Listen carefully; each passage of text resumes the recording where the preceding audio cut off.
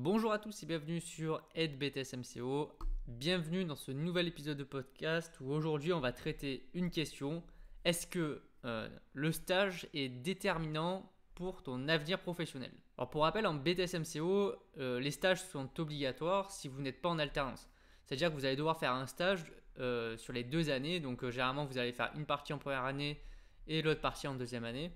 Et au total, au cumulé, ça doit faire 14 semaines. Attention, c'est vraiment obligatoire, c'est-à-dire que si vous ne faites pas les 14 semaines, vous ne pourrez pas valider vos dossiers professionnels et donc votre diplôme. Si jamais vous êtes en alternance, le contrat d'alternance fait office de stage, donc vous aurez à transmettre votre certificat de travail ou votre contrat pour pouvoir valider votre BTS. Alors en quoi est-ce que le stage que vous allez faire sera déterminant pour votre avenir professionnel? Et c'est pour ça que je vous conseille fortement, si vous avez le choix, d'aller vers un secteur qui vous plaît ou que vous aimeriez aller dedans.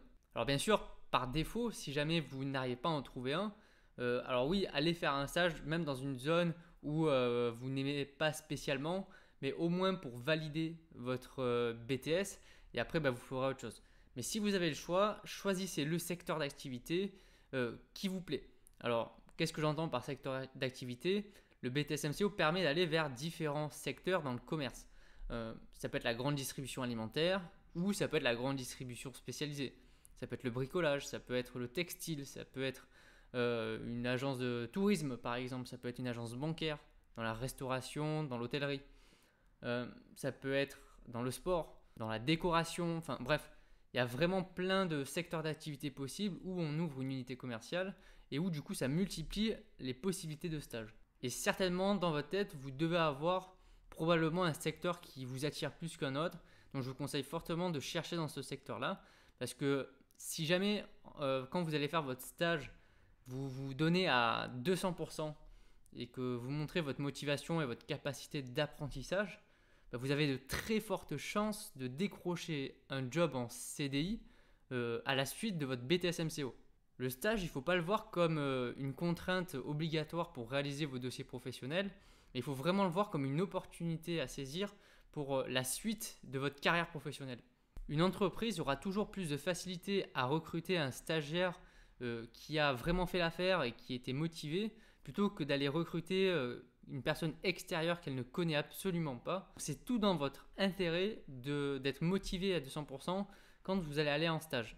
Alors peut-être qu'au début, vous allez faire des tâches qui ne vous plaisent pas tellement. C'est normal, au début, quand vous êtes stagiaire, vous allez apprendre le métier et donc vous allez découvrir vraiment toutes les tâches possibles et inimaginables que vous pouvez faire en magasin, même certaines qui sont assez ingrates. Mais il va falloir y passer. Ne vous dites pas que ça va être ça tout le temps.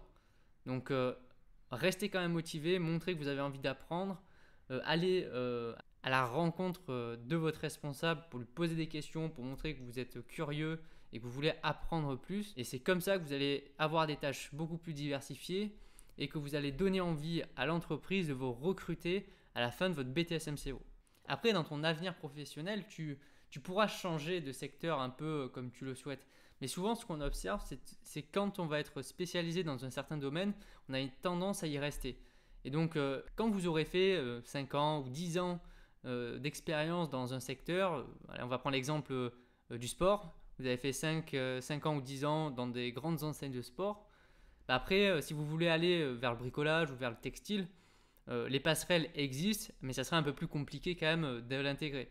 Alors vous aurez peut-être les techniques commerciales acquises, mais après toute la partie connaissance produit, ça va s'apprendre sur le terrain. Et des fois, certains recruteurs ont un peu plus de mal à les recruter, même des personnes d'expérience, mais qui n'ont aucune expérience dans le secteur d'activité de l'entreprise. Vous pouvez avoir deux stratégies possibles. Une première stratégie en vous disant ok, je vais aller en stage, je vais me donner à 100% et je vais essayer de décrocher mon CDI par la suite et donc faire carrière dans ce secteur-là pendant un certain temps.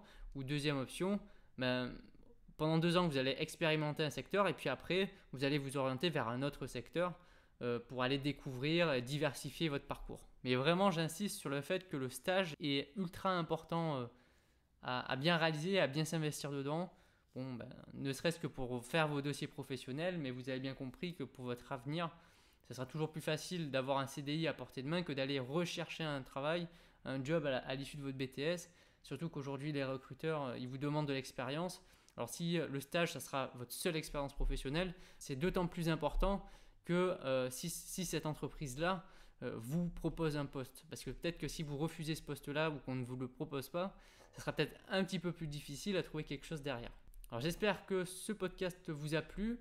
Merci à tous d'être présents et d'écouter cette vidéo. On se retrouve très vite pour de nouvelles vidéos et puis la semaine prochaine pour un nouvel épisode. Allez, bonne semaine à tous et on se retrouve très très vite. Allez, bye!